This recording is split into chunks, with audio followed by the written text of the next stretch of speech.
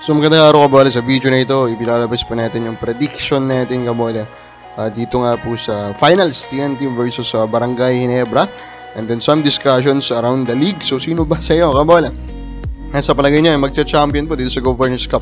Comment mo na yan sa baba. So kung hindi pa nakasubscribe, pakipindot naman po yung subscription button. Of course, we'll start po with the comments of the fans. Fard Halis, palitan na yan, sabi niya dito kabola.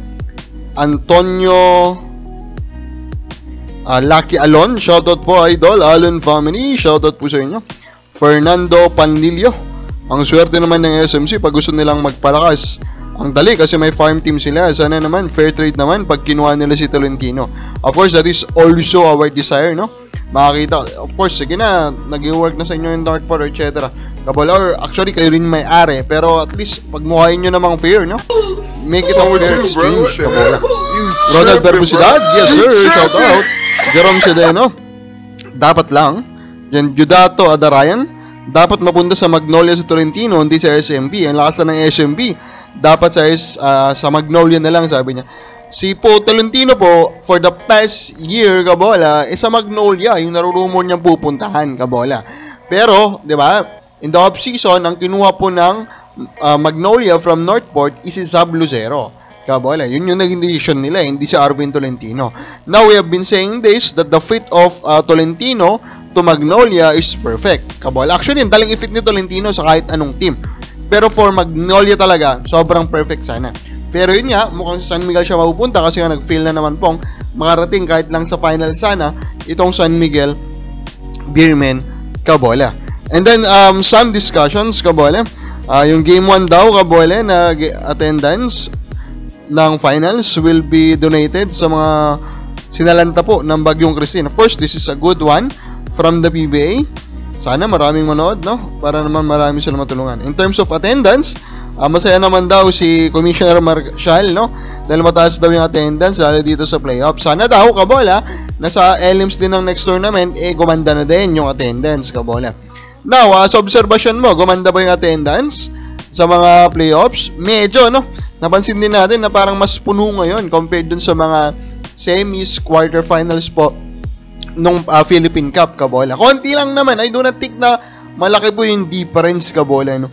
Malamang ay isa pang rason ng mataas nilang gate attendance, by the way, dahil best of 5 yung kanilang quarterfinals. Sana lang po, by average yung tinutukoy ni Marshall. Kasi kung total naman yung ginagamit niya po para sabihin na tumaas yung gate attendance nila, talagang tataas yung gate attendance nila. Kasi best of 5 yung semis.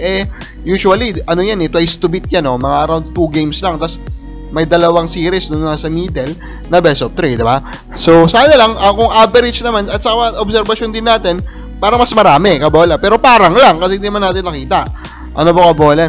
Now, bakit parang mas gumaganda? I think, mas maganda lang yung mga dinidecide po kasi nilang, kabola, na venues right now. Hindi na sila nakatutok lang sa Smart Arena, kabola, Araneta pala, and then of course sa MOA. Nagibigyan nila yung Antipolo, kabola, diba? Yung Philippine Cup Arena, diba? So, by doing that, kabola, mas hindi naging repetitive, kabola, and of course, mas smaller yung venue, mas nagmumukhang dumadami po yung nanonood, kabola. Now, ito na, we will now give our prediction to this finals. Actually, may hirap siyang i-predict, no? Kasi match-up wise, kabola, I think okay yung match-up. Like sa import, hindi ko naman sinasabing magkalibel sa RHJ and Brownlee. I think dahil mas bata sa RHJ, medyo angat siya, kabola. Pero malapit-lapit lang yan. And then of course, sa front line, hindi na to San Miguel Beermen, wala na silang Pajardo. Although of course, mas malalim pa rin yung front line po ng TNT, at least wala silang Pajardo. Sa guard, of course, sobrang lalim ng guard wing ng dalawang team na ito. And then, of course, forward, meron din sila. So, overall, yung match-up talaga nito, medyo maganda. So, kaya mahirap po siyang i-predict. So, saan tayo nag-side? Kabola. I sided, of course, or predicted that TNT will win this. First, mas consistent sila all throughout the tournament. And then, secondly, of course, it's defense, diba? Sabi nila, defense wins championship, diba? Kabola. And currently, the defense of TNT is really, really, really good, kabola. And the problem now, yung strength kasi ng Ginebra, kabola, which is currently the very deep guard wing rotation, kayang sabayan po yan ng TNT. And then, of course, si Brownlee, merong pwedeng i-throw ang TNT. Kabuntin, pwede nilang i-throw dyan. Of course, nandyan si RHJ. Kabola. Which is, of course, vice versa lang naman. Pero yun nga yung issue dyan. Kabola, di ba?